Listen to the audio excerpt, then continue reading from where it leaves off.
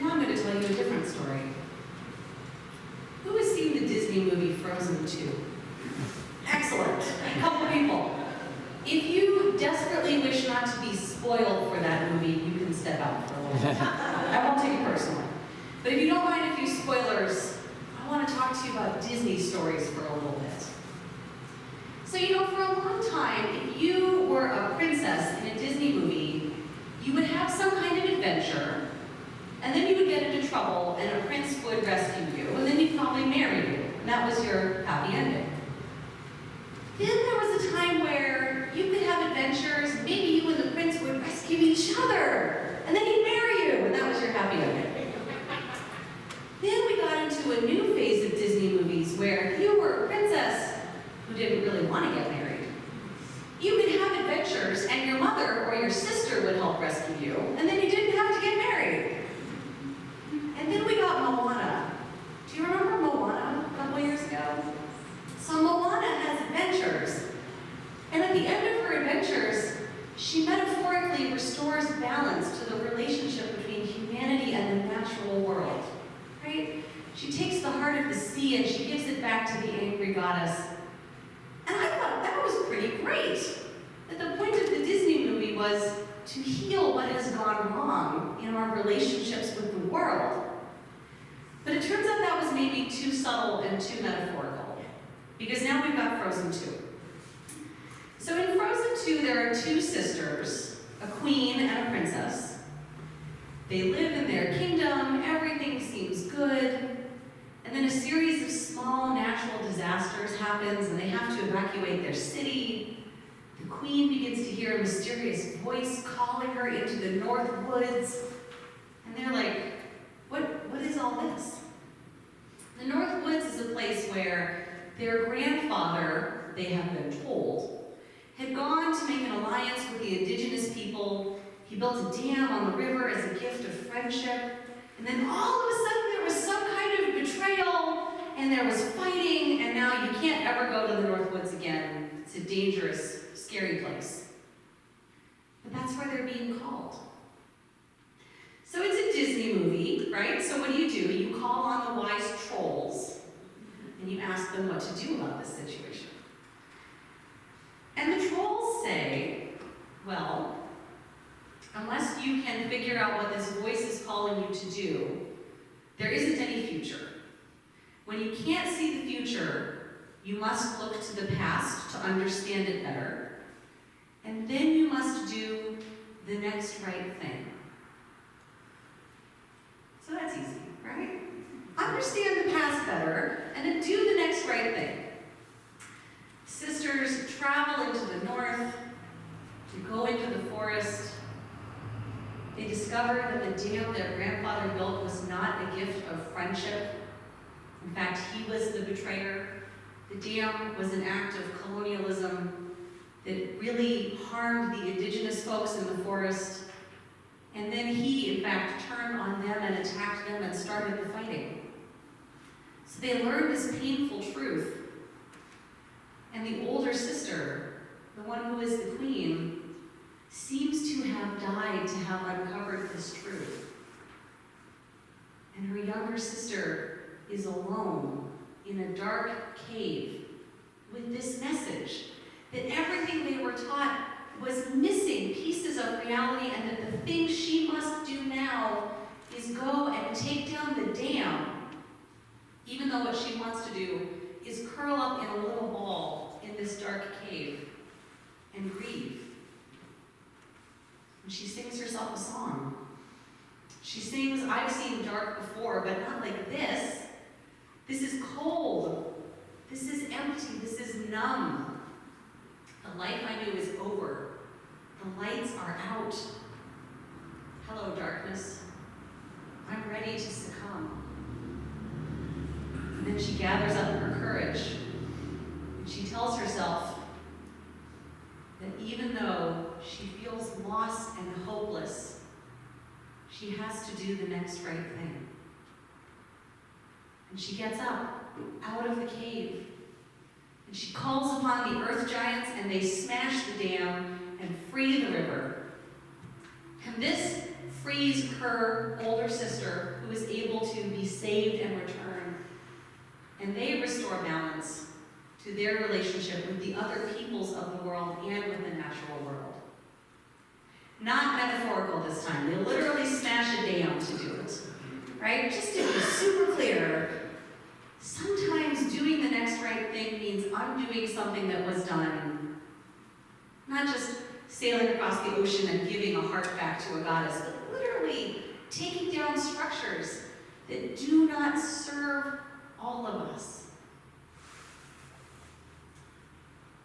But I love that the turning point in the movie is this one person alone in the dark, despairing, and saying to herself, if I know what the next right thing to do is, I have to get up and do it. It doesn't matter whether I feel hopeful. It doesn't matter whether I feel lost. I have figured out one next step, and I will take it.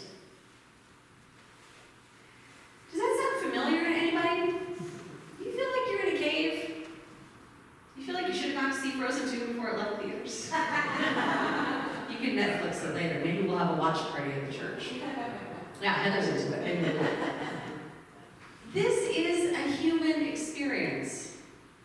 To have times when it seems like everything is falling apart and you don't know what to do next.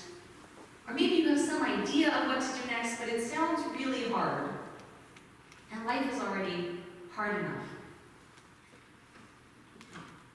Now, we don't live in a Disney movie.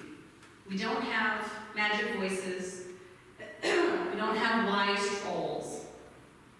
We have Facebook, which has a different kind of troll. But it also has some fabulous resources if you sift what you're seeing. So maybe you saw this cartoon that went around a couple weeks ago. It's a drawing of a person who says to herself, what is it that I am supposed to do to take care of myself and my family in the era of climate change? Am I supposed to stockpile a lot of canned goods and hunker down and just take care of me and mine? And then the second panel of the cartoon, she says, no! The way that we make it through hard times is by taking care of each other. I'm supposed to learn what my community needs. I'm supposed to help other people learn. And together, all of us serve and save all of us. Anybody seen that cartoon? That's okay. I never know what you all see on Facebook. Last week you all knew the funny Christmas card. And this week you're like, no, Monica, we're on a different Facebook. I've never seen that cartoon. That's okay. Here's another way of saying it. So there was an interview with a professor at the University of Kentucky named Chris Bailey. He is an archaeologist who studies collapsed civilizations, and in his spare time he teaches wilderness survival skills. So they interviewed him. They said, you know some things that maybe our readers would like to know in this day and age. And he said, this is the thing. Apocalypse is not a kind of global decluttering. Whatever happens, billions of people will continue to live on the earth and to need each other. He says any post-apocalyptic reality will not be a time machine to a simpler, uncluttered life or a mythic past. We will not be able to run away. We will have to stay and fix things. And if we succeed, we may not recognize ourselves. While the wilderness survival skills certainly can't hurt, it will be empathy, generosity, and courage that we need to survive. Kindness and fairness will be more valuable than any survival skill. Then, as now, social and leadership skills will be valued. We will have to work together. We will have to grow food, to educate ourselves, and to give people a reason to persevere. Humans evolved attributes such as generosity, altruism, and cooperation because we need them to survive. Armed with these skills, we will turn towards the problem, not away from it. Now, whether you're thinking about climate change or whether you're thinking about national systems of government. This is good counsel, generosity, kindness, cooperation. These are inherent human characteristics. We know they are because we are social creatures. And creatures who live together but cannot cooperate do not last. And yet here we are, billions of us on the planet. These are the things we need in this dark cave. I read another article as well with a scientist named Suzanne Moser. She's a German scientist who's been working on climate change since the 1980s. They said to her, so the way we live now in this culture, which has caused climate change, is a radical break from most of human history. Returning to a more cooperative way of living could be like coming home. And she said, yeah, it is relearning something that we once knew, at least on a species level. We talk about the 3 F's of fight, flight, or freeze, but the 4th one, which has always helped us survive, is the forming of bonds, the befriending. This is the piece that helps us to cooperate as a species. Now, I think we know that we are good at this in an immediate crisis. You can read lots of articles about how people pitched in to help get somebody's emergency medical treatment paid for. You can watch videos of passersby lifting cars off of someone, people making human chains to go into sudden tides and pull people out of the ocean, or sheltering their neighbors after a fire. We know how to do this when it's one specific threat right in front of us. We're not so good anymore at doing it over the long haul. But this is a muscle we can rebuild. We can relearn how to invest in each other over long periods of time as a community. They also asked Suzanne Moser, when you imagine it, this world, this climate change world, what's the best thing about it?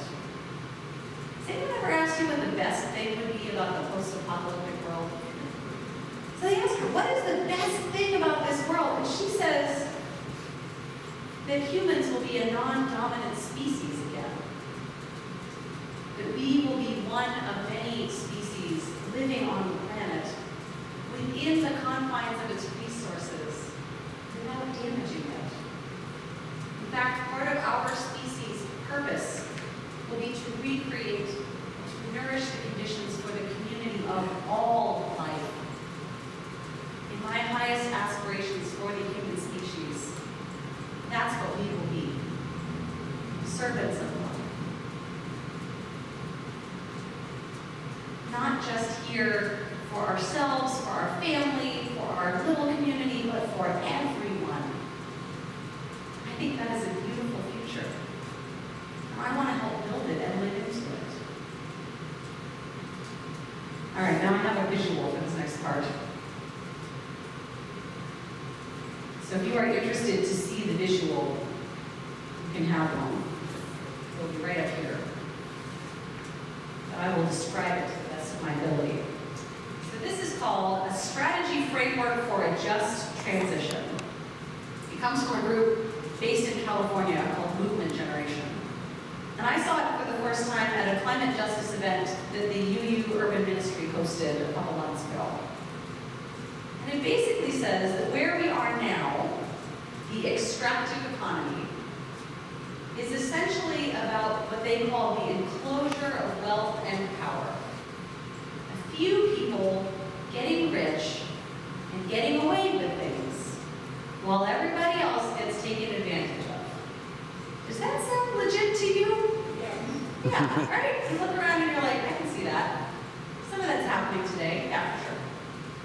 So in this model, work is about exploiting people. Resources are about extracting what you can and not really caring about the consequences. The worldview is about consumerism. So if you feel bad, just buy more stuff and then you'll feel better. As long as we all buy more stuff forever and ever,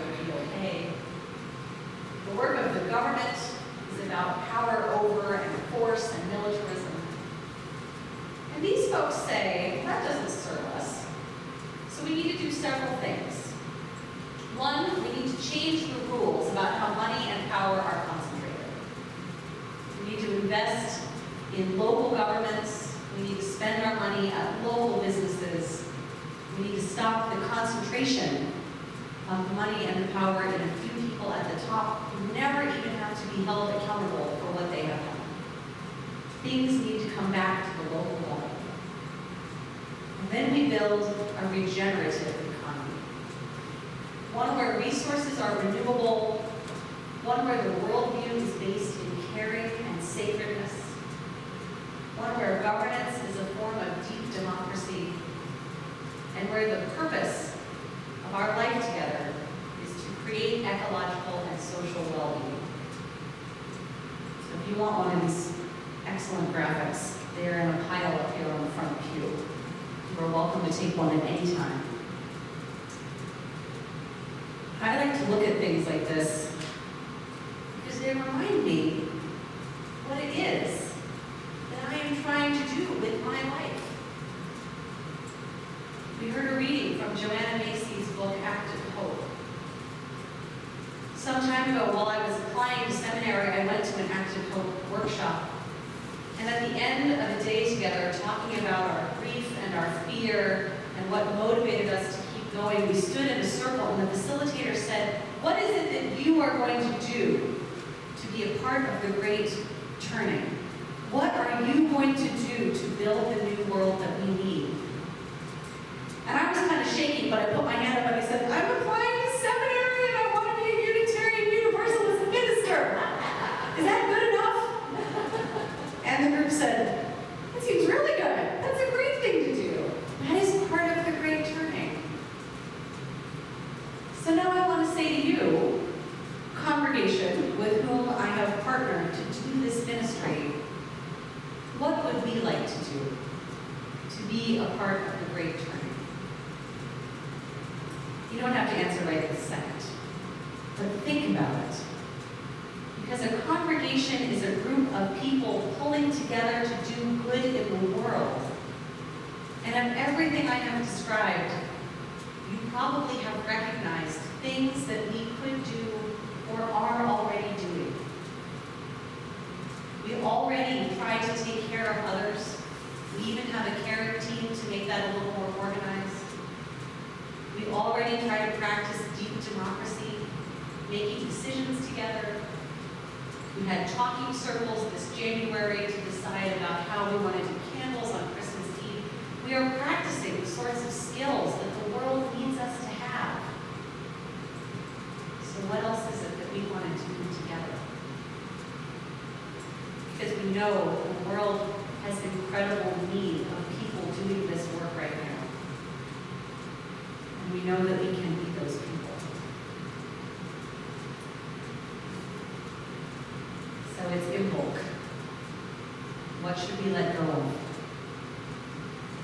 What seeds should we plant?